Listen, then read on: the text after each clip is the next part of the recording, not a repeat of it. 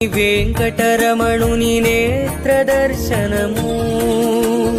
నిరుపమ దేవుని నీలవర్ణుని నిజ దేవతాని దర్శనము, సడలింపు నగల సిరులు దొరలగా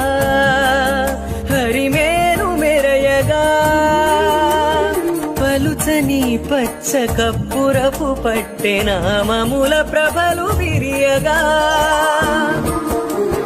తప్పులు చేసిన దండించు దండి రౌద్ర నేత్రములు తెరియగా,